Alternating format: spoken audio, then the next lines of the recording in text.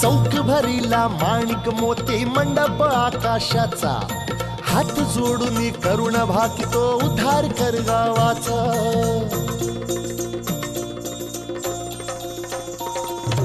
अधर्म निर्दाळून धर्म हा तूच रक्षिला, महिषासुर मर्दिनी पुन्हा हा दैत्य इथे मातला. आज आम्हावरी संकट भारी धावत ये लवकरी, आज आम्हावरी संकट भारी धावत ये लवकरी. आंबे गोंधळाला ये, गोंधळ मांडला भवानी गोंधळाला ये, गोंधळ मांडला गंबे गोंधळाला ये. गोंधळ मांडला भवानी गोंधळाला ये, गोंधळ मांडला गंबे गोंधळाला ये.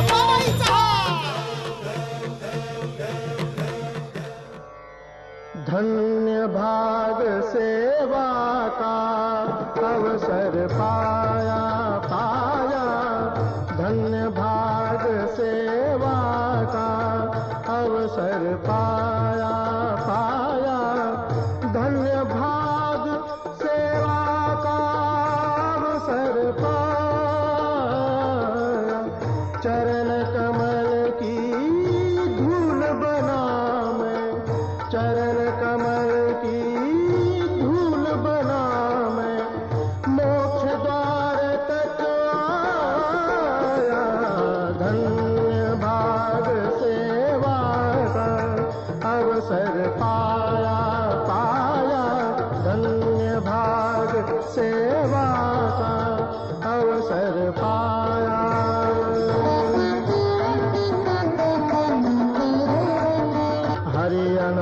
जगत हरि रूप अनंता, कैसे कोई ध्यावे। राग रागनी के सुर सुर में, राग रागनी के सुर सुर में हरि निज रूप दिखाया। धन्य भाग सेवा का अवसर पाया पाया, धन्य भाग सेवा का अवसर पाया।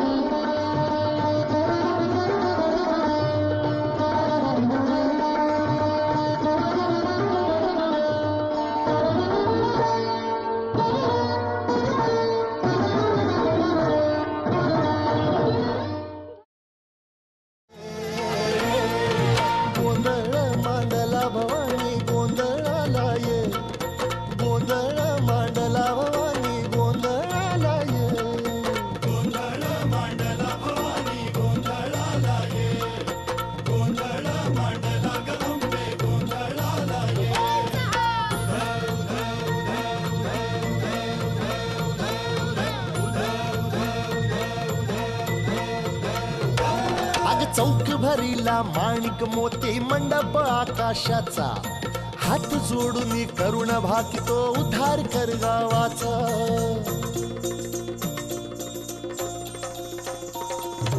अधर्म निर्दाळूनी धर्म हाय तूच रक्षिला, महिषासुर मर्दिनी पुन्हा हा दैत्य इथे मातला। आज आम्हावरी संकट भारी धावत ये लवकरी, आज आम्हावरी संकट भारी। जय जय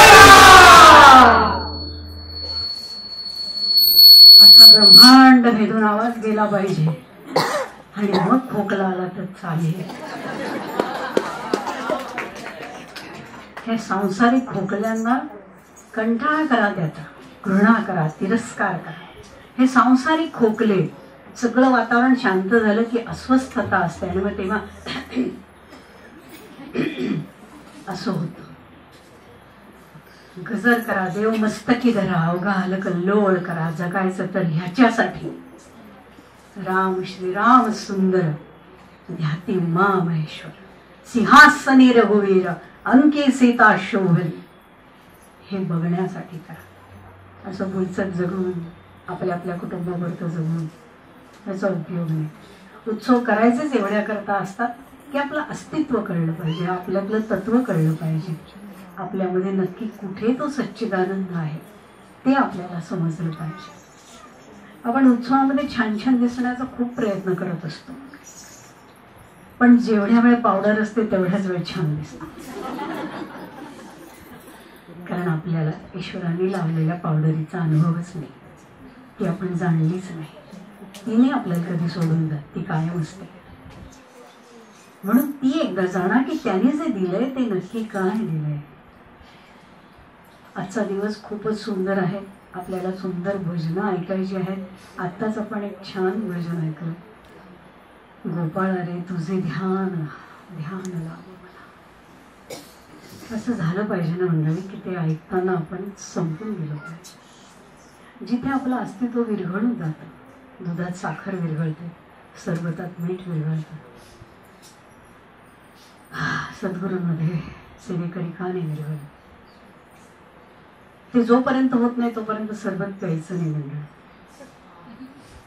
कारण विरघळलेल्या पदार्थाचा तो अपमान आहे की आपण कशातच नाही विरघळलो, आपण तसेच राहिलो। अहंकार, ॲटिट्यूड, बघायचं तरी असं, हसायचं तरी फुकटच आहे खरं तर. हॅ हॅ हॅ काय हरकत आहे. पण नाही, हसताना आपली गाडी, आपला बंगला, आपले स्टेटस, आणि पुन्हा समोर कोण आहे, कोणाशी हसायचं. रस्त्यावरच्या अनार्थीला हसू शकाल, हॅलो म्हणू शकाल? नाही. मग तो इथं काही उपयोगाचा नाही. कारण स्वतः प्रकट झाले अनार्थी स्वरूपात, दाखवायला आले की इथून सुरू कर, तू इथे होतास, तुला भूक आहे अजून संपलेली नाहीये, आणि जो संपवेल तो आलेला आहे, तर तुला त्याची लागलेली नाही. जोपर्यंत ही भूक लागत नाही तोपर्यंत किती अन्न खा म्हणजे, कितीही धडपडा, काय वाटेल ते करा, कोठी घरं भरा, जोपर्यंत आत्मा संतुष्ट होतो तोपर्यंत काही नाही. म्हणून जाणं, आजचा दिवस हा जाणत्याचा आहे, जाणीवेचा आहे, जाणून घेण्याचा आहे. यावेळेला आपण प्रगट दिनाची पत्रिका सर्व पक्ष्यांना ठेवली आहे. आपण पक्षी झालं पाहिजे, नुसतं आभाळात उडायला नव्हे. पक्ष्यांना माहिती आहे काय टिपायचंय. तुम्ही इथे 2-4 सोन्याची नाणी ठेवली आहे, तिथे 2-4 दागिने ठेवले आणि 4 तांदळाचे दाणे टाकले, तर ते फक्त दाणे टिपतील, दागिने टिपतील. मग हा भाव पक्ष्यांचा आज आपल्यात आला पाहिजे. हे ते दाणे कृष्णबाईंनी दिलेत आपल्याला. हे दाणे भगवान श्रीकृष्ण, भगवान पांडुरंग, महाबली हनुमान, सद्गुरु गजानन महाराज, हे दाणे हे टिकले पाहिजे. कोणी काय कपडे घातले, कोणी काय दागिने घातले, कोणाच्या हातात कुठल्या अंगठ्या आहेत, पक्षी नाही होता. आभाळ संपलं, आपल्यासाठी आभाळ नाही.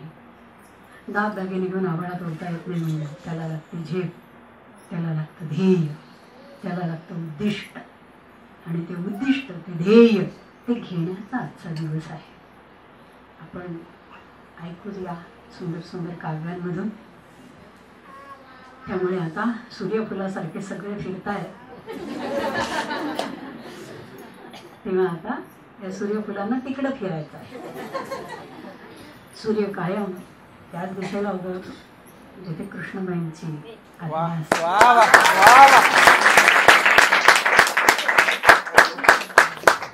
आणि आपल्याला तीच दिशा महत्वाची आहे, ज्या ती दाखवते. सद्गुरु समर्थ गजानन महाराज की जय.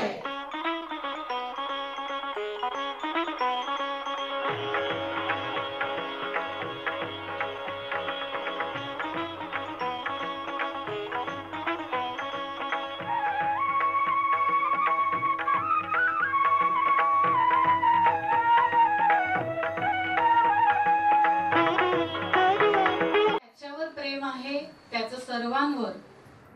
मला तो हवाय, मला तो हवाय, त्याला सर्व जगत्रय. मला फक्त तोच दिसतो, मला फक्त तोच दिसतो, त्याला त्रिभुवन. एन्जॉय करतोय, इतकी कामं असतात, हा आनंद घ्यायला आणि असं बसायला वेळच मिळत नाही. प्रॅक्टिस काही झालेली नाहीये. अजिंक्यला आवडतं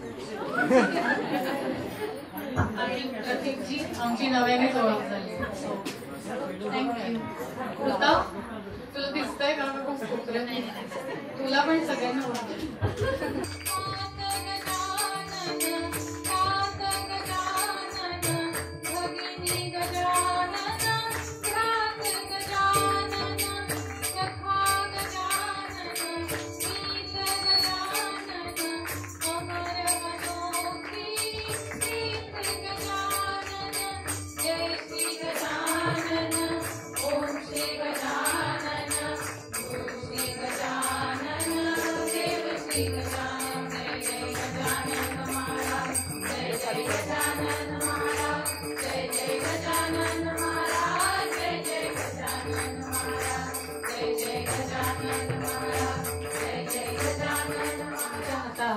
काही नाही, तुमच्या हातांची ती क्षमताही नाही. जाणून घ्यायचे आपल्याला, तुमच्या हातांची ती क्षमताही नाही. द्यावाच लागेल हात हाती, द्यावाच लागेल हात हाती, पर्याय त्याशिवाय दुजा नाही. देऊन पाहिला तो सर्वान हाती, देऊन पाहिला तो सर्वान हाती, आयुष्याच्या यात्रेतला हा अनुभव सर्वान नाही. काही न राहिले हाती, शेवटी काहीही न राहिले हाती, आणि काही न लागले हाती, काही न लागले हाती. आता आता द्यावा हात हाती श्री गुरूंच्या.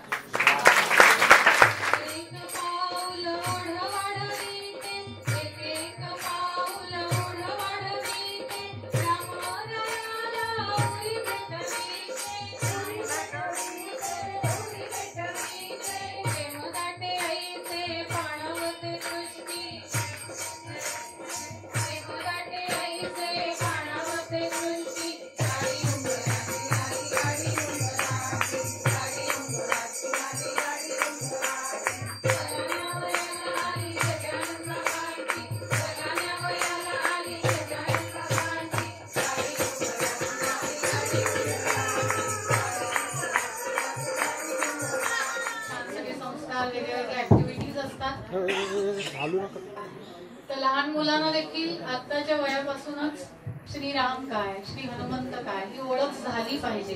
5 पांडवांची नावं विचारली तर सांगता येतील का? हातवर करा. 5 पांडवांची सुलभ देवांचा हात त्याला बक्षीस देण्यात येईल जो 5 पांडवांची व्यवस्थित नावं. पहिले कोण होते? सगळ्यात मोठे करेक्ट.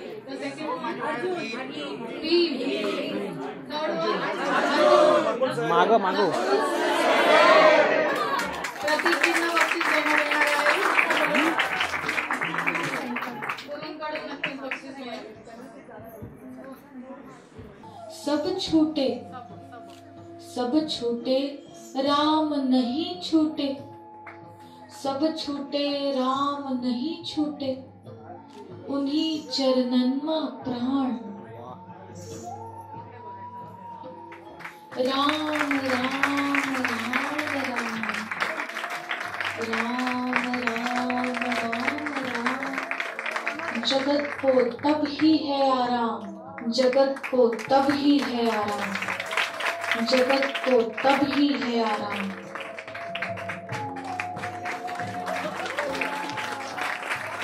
आणि आपलं सगळं आयुष्य केवळ रामांना समर्पित केलं.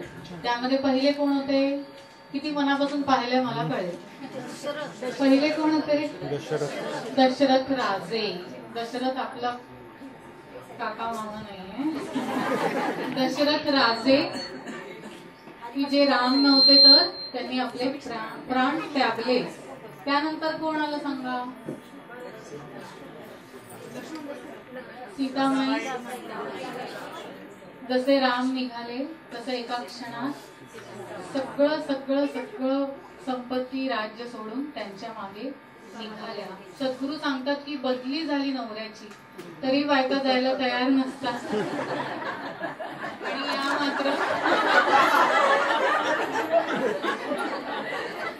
या मात्र 14 वर्ष वनवास ज्यांनी स्वीकारला. आपल्याला कल्पना नाही वनवास काय असतो, पण त्याच पंचवटी क्षेत्रामध्ये हे कपिकुल वसलेलं आहे की त्यांचा वनवासाचा त्रास पुसून त्यांना आनंद देण्यासाठी हे कपिकुल सज्ज आहे.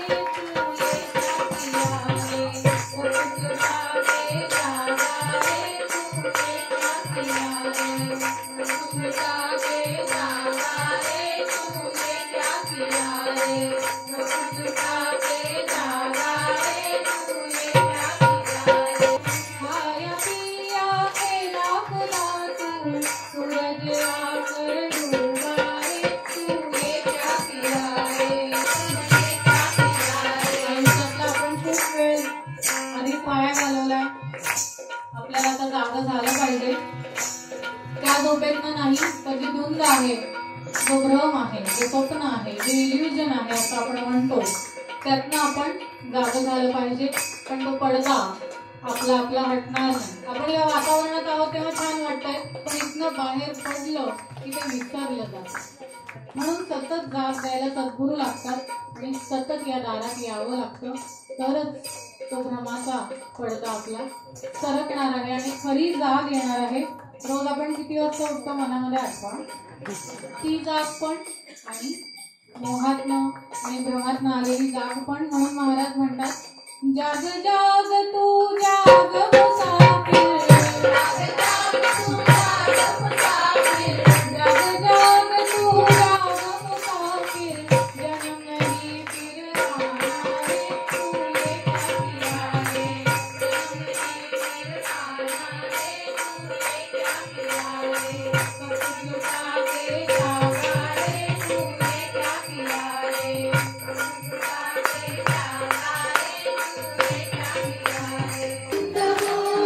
गोपाल बोलो, गोविंद बोलो, गोपाल बोलो, गोविंद बोलो, गोपाल बोलो, गोविंद बोलो, गोपाल बोलो, राधा रमण हरि गोपाल बोलो, राधा रमण हरि गोपाल बोलो, पांडुरंग पांडुरंग पांडुरंग पांडुरंग पांडुरंग पांडुरंग पांडुरंग पांडुरंग पांडुरंग पांडुरंग पंढरीनाथ महाराज की.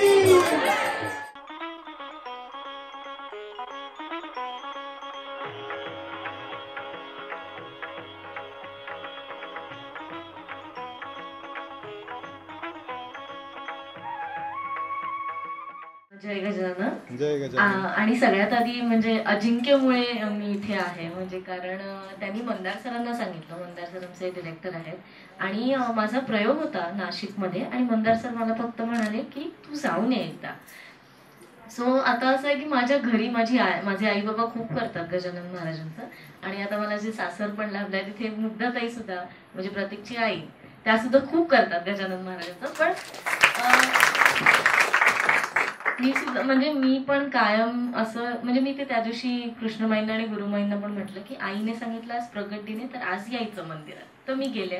आईने सांगितलं आज ती पारायण वगैरे सगळं करते तर आज आहे असं, तर ते करायचं मी आणि माझा भाऊ. त्यामुळे स्वतःहून इनिशिएटिव्ह घेऊन असं काहीच मी कधीच केलेलं नाहीये. पण मला मंदार सर म्हणाले तू जाऊन ये, आणि समहाव मी म्हटलं ठीक आहे, मी नाशिक इथून 10 मिनिटावर प्रयोग आहे, मी जाऊन येते. मी अजिंक्यला जे आदल्या दिवशी म्हटलं तुला चालेल ना मी गेले, तर तो म्हणाला अरे म्हणजे कारण म्हणजे मला असं झालं की त्याच्यामुळे मी कनेक्ट होते, तर असं मी त्याला न सांगता येणं मला काही पटत नव्हतं. तर मी आले आणि आय थिंक मी 2-3 तास म्हणजे मी आल्यावर इथेच होते, म्हणजे माझा 5चा प्रयोग होता आणि मी 4ला वगैरे इथून निघाले. ते पण म्हणजे मला आता जावं लागेल या हो. आणि मी आईला सांगितलंही नव्हतं की मी इथे आले, फक्त मुग्धाताईंना माहित होतं, प्रतीकला माहित होतं. सो जेव्हा आईला कळलं आणि आईला मुग्धाताईंकडून कळलं तर ती अशी होती म्हणजे तर ती असं म्हणते की हे महाराजांनीच घडवून आणलंय, कारण कितीही वेळा सांगितलं तरी ते जेव्हा मनापासून वाटत नाही तोपर्यंत ते करूही नये, आणि ते आता अचानक आणि असं छान पद्धतीने झालंय तर ते कंटिन्यू व्हावं असं ते पण तुझ्यावर आहे, तू तुझ्या स्केड्यूलनुसार कर, काहीच प्रॉब्लेम नाही. पण मी सांगितलं होतं कृष्णमाईंना की मी 23 तारखेला येणार.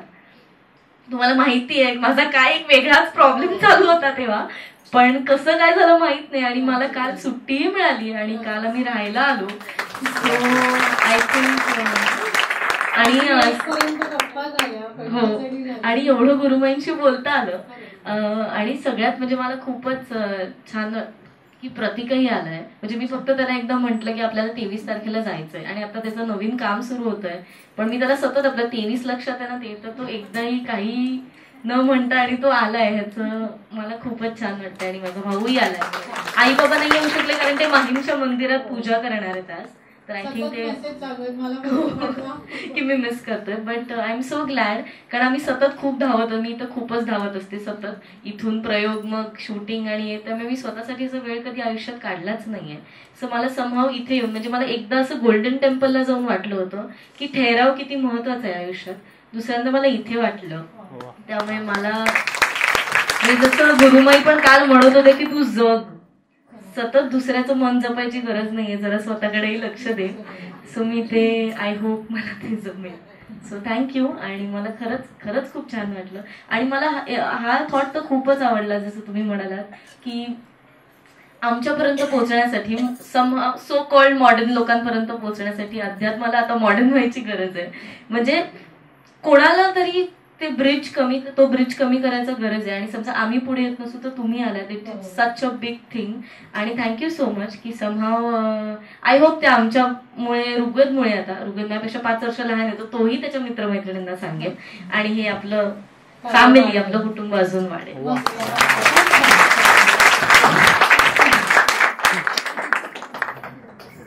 हे दोघं एवढं छान बोललेत, मला नाही माहिती मी अजून काय बोलू पुढे. वर्षानुवर्ष आई गजानन महाराजांची भक्त आहे आणि आमच्या इकडे पण एक मठ आहे जिकडे आई जायची. मी तेव्हा कधी त्या मठात आय थिंक गेलो नाहीये. आणि ह्या वेळेला ऋता पण आता, आणि सगळ्यांनी म्हटलं की प्रगट दिन आहे त्यामुळे आपल्याला गेलं पाहिजे. आणि हे लोक जेव्हा इकडून गेले होते घरी तेव्हा त्यांनी मला खूप सगळं असं ज्या तऱ्हेने नरेट केलं होतं, मी म्हटलंय बघितलं पाहिजे काय आहे. आणि लकीली आम्हाला गुरुमाईंनी पण आय थिंक ऋताला सांगितलं होतं की 22 तारखेला एकदा रात्री राहायला या. काम असं होतं की ऍक्च्युली आम्हाला सुट्टी मिळणार नव्हती. लकीली दोघांनाही सुट्टी मिळाली. आम्ही रात्री ट्रॅव्हल करून इथे आलो. आणि बेस्ट पार्ट होता की आम्ही काल एवढा वेळ गुरुमाईंबरोबर बसलो, कृष्णमाईंबरोबर बसलो. आणि युजली जी एक इमेज असते गुरूंची की असंच करा, असंच व्हा, ते अजिबात नव्हतं. That is the best part. ते म्हणाले की आता तुम्हाला ते करायची गरज नाहीये, तुम्हाला जेव्हा वाटेल तेव्हा तुम्ही करा, आता अजिबात काही घाई नाही, आता जे काम करताय ते शांतपणे करा. And that is the, I think तेवढी ट्रान्सपरन्सी असणं आजच्या तारखेत आणि आजच्या गुरूंमध्ये, ती आय थिंक एक अमेझिंग गोष्ट होती. आजचं हे सगळं बघून I would personally, I am a big fan of you.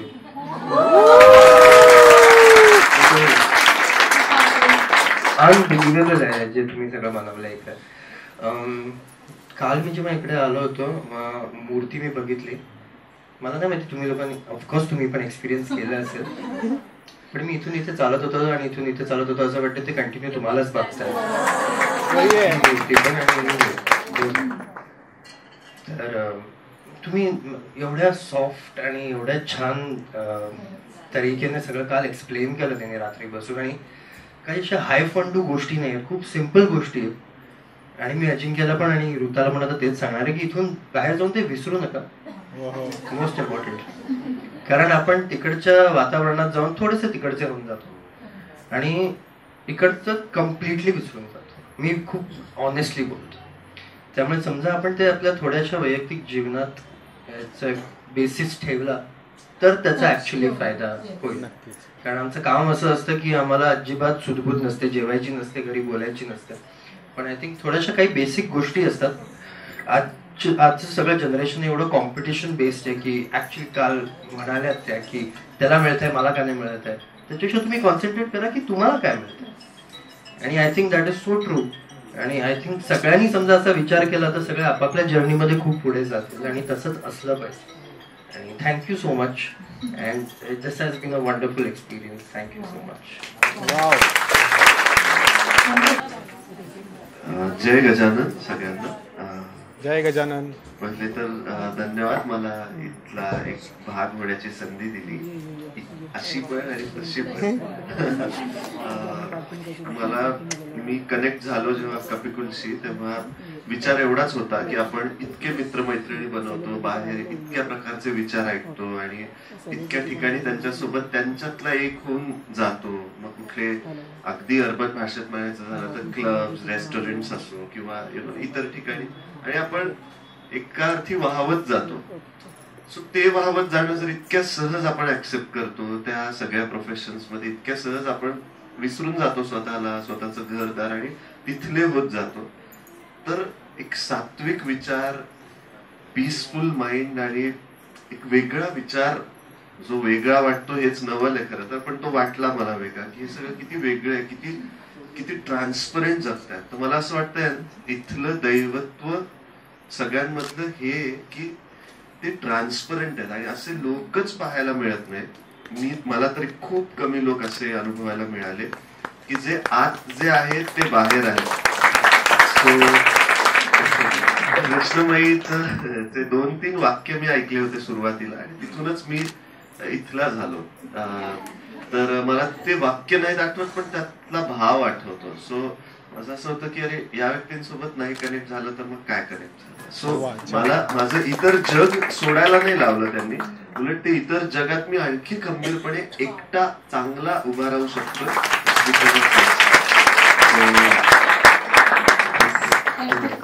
Yes, and I love you all. Mugdha ताई थोडंसं बोलूच शकत नाही, हा विषय एवढा गहन आहे, मी खरंच बोलू शकणार नाही या विषयावर. थोडंसं मी लहानपणापासून कधी देव वगैरे काहीच नाही. मला आठवत आहे गणपतीच्या मंदिरात किंवा गणपती ज्यांच्या घरी येतात त्यांनी प्रसाद वाटायला सुरुवात केली की मी मागणं कल्टी मारायचे, मला प्रसाद नको, आय डोंट लाईक दॅट असं. पण आज त्याची जाणीव झाली वयाच्या 60व्या वर्षी की देव आणि गुरु सतत माझ्या बरोबर होते. अब तो जाग जा, जसं तू म्हणालीस ना तसं झालं की मी 8 वर्ष झाली असेल मी जागी झाले. तोपर्यंत मी नुसते मनुष्य माणूस जसा जगतो तशी जगत होते. माझ्या घरात सगळे पूजा करतात असं नाहीये, सगळेच माझ्यासारखे अगदी देवधर्म करतात असंही नाहीये. आणि बरोबर आहे आजची पिढी आहे थोडंसं प्रॅक्टिकली ते त्यांच्या विचार प्रॅक्टिकली असतो त्याच्यामुळे. पण आज मला एवढ्या वर्षानंतर जाणवलं की अरे खरंच की हे माझ्या लक्षातच नाही आलं. म्हणजे महाराज सतत माझ्या बरोबर होते, सतत मला सांभाळत होते. पण मी तेवढी त्या शब्द कदाचित चुकीचं असेल पण मी त्या लायक नव्हती किंवा माझा प्रारब्ध नव्हता किंवा माझी वेळ आली नव्हती ते समजण्याची की येस माझ्याबरोबर कोणीतरी आहे. एकदा एकाने माझी पत्रिका बघितलं सर हिचा गुरु प्रबळ आहे, मला काही माहिती नाही ह्याच्यामधलं. ओके, पण आता कळलं की खरोखरच माझा गुरु प्रबळ आहे. त्याच्यामुळे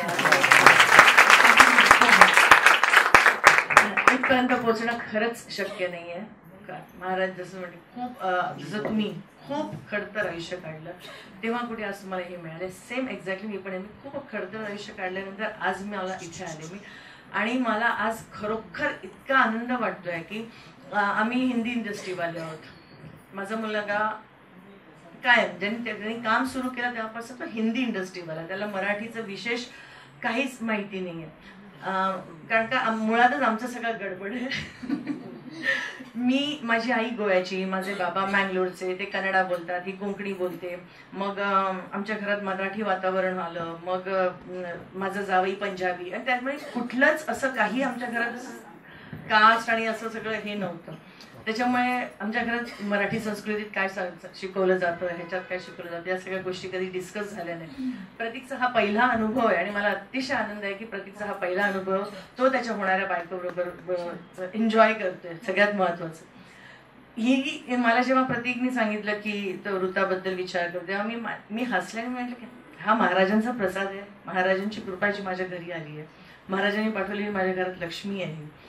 महाराज साक्षात माझ्या बरोबर पदोपदी आहेत. म्हणजे पहिल्यांदा जेव्हा महाराजांनी मला दर्शन दिलं होतं कोल्हापूरच्या मंदिरात, मला नाही मी ओळखू शकले नाही त्या गोष्टीला, पण तेव्हा ते मला असं म्हणाले होते की एक पडदा आहे मध्ये, तो सरला की सगळं होणार, जे आता मी तुझ्या तोंडून ऐकलं. आणि मी आत्ता इथे बसून म्हटलं अच्छा तो हा पडदा म्हणत होतात का तुम्ही. मी विचार करत होती आमच्या सिरियल मध्ये जसं तुझ्या नशिबात आणि चांगला एखादा रोल मिळण्याच्या मध्ये जो काय पडदा असतो तो. आज मला कळलं की तो हा पडदा आहे की आता वयाच्या या वळणावर मी या आध्यात्मिकाकडे किंवा या वाटचालीकडे वळले आहेत. आणि मला अतिशय आनंद आहे की माझी फॅमिली सपोर्ट करते.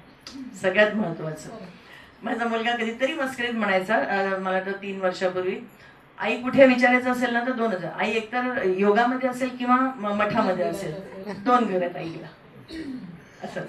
पण नंतर करोनाच्या काळात वगैरे सगळंच बिथरल्यामुळे या वर्षीच्या प्रगट दिनासाठी मी महाराजांसमोर बसले. माझ्या घरात माझ्या मनात उथलपुथल झाले की मी त्यांच्यासमोर बसते आणि त्यांना सांगते मार्ग काढा. तर मी तसंच त्यांना म्हटलं होतं की या वर्षी प्रगट दिनाला जायचं आहे, खूप मनापासून इच्छा आहे, कुठेतरी मला छान दर्शन द्या. एवढंच बोलले होते. मला नाही माहिती महाराजांनी पंचपक्वानाची थाळी माझ्या समोर दिलेली आहे. किती किती किती अशा एक एक गोष्टी किती टिपू असं झालेलं आहे. And as my kids said, Prateek तर कंटिन्युअसली म्हटलं, यार you are multi talented and we just love you, we are in love with you. यार म्हणजे अरे काय कुठली गोष्ट अशी नाही की शी कांट डू इट. म्हणजे तो मतलब she is great actually. And I will say you are blessed. गुरूंची कृपा आहे. येस, सतत आई स्वरूपात तुला गुरु मिळालेले आहेत, गुरु स्वरूपात आई मिळाली, त्यांच्या पोटी जन्म मिळाला आणि तुझं जीवन सार्थकी लागेल. आणि तसंही मला बरं की एवढ्या लहान वयात ह्या मार्गी जाणं आणि जीवन सार्थकी लागणं आणि त्याचा अर्थ कळणं किती मोठी गोष्ट आहे ना. आम्ही जसं गेलं पाप पुण्य मगाशी तू म्हणत होतीस, आमचा पापाचा प्रकार थोडासा भारी असेल म्हणजे माझा, म्हणून एवढं उशिरापर्यंत. पण मला आनंद आहे की उशिरा का होईना उरलेल्या अनुग्रह झाला एवढे जवळ. एक्झॅक्टली, उशिरा का होईना वयाच्या या वळणावर का होईना पण आज माझ्याकडे मी हात धरू शकले, सद्गुरूंनी माझा हात धरला, याच्यापेक्षा मोठी गोष्ट आयुष्यात माझ्या काहीच नाही. माझ्या या 2 गुणी मुलांना सगळ्यांनी आशीर्वाद द्यावा. महाराजांचा आशीर्वाद आहे, आईंचा आशीर्वाद आहे, तुझा आशीर्वाद आहे, तुम्हाला सगळ्यांचा. माझ्या मुलांना आशीर्वाद द्या, ते त्यांच्या आयुष्यात भरभराटी हो, सुख शांती सगळंच असं लाभो त्याला. आणि सगळ्यात महत्वाचं सतत महाराजांची सेवा घडो.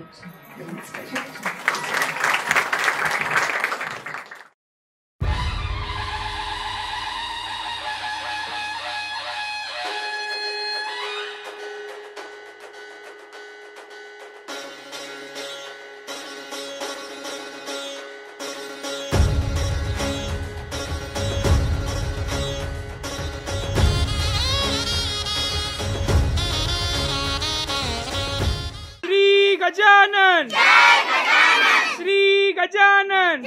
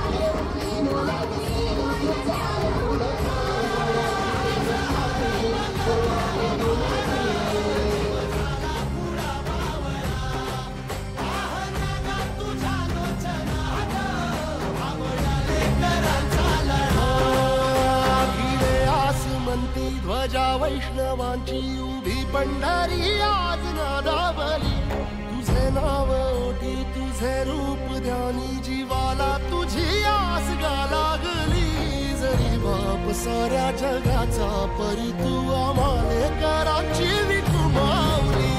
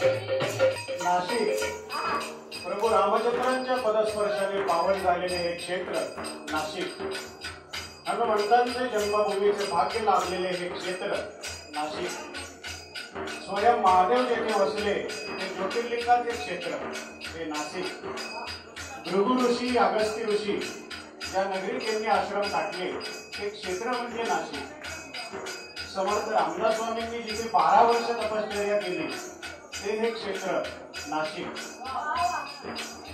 आणि याच नाशिक क्षेत्री रामसेवेचा ध्यास हेच आयुष्याचे सार मानून सद्गुरु गजानन महाराजांचरणी आपले सर्वस्व अर्पण केले ते गुरु वेणाबाजी महाराजही क्षेत्र नाशिक.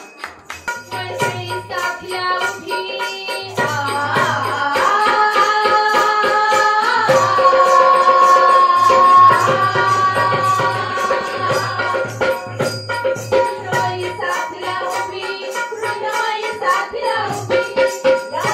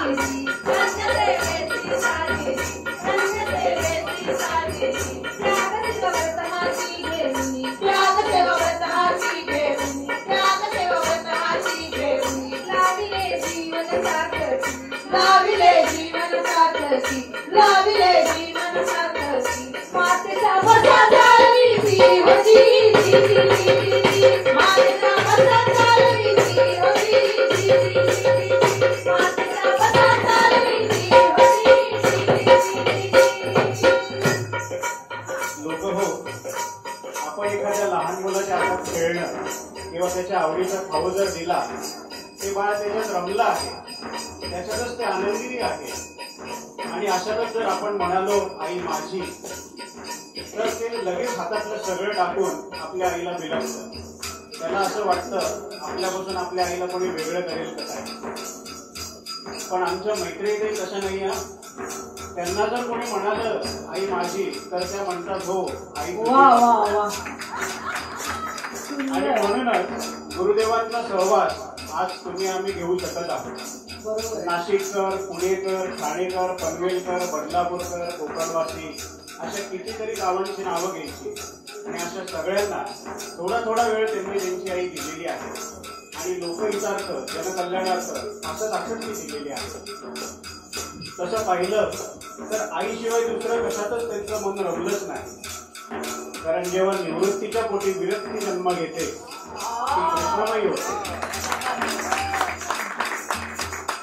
बालवयातच आईचे होणारे हाल, होणारी परवड त्यांनी बघितली.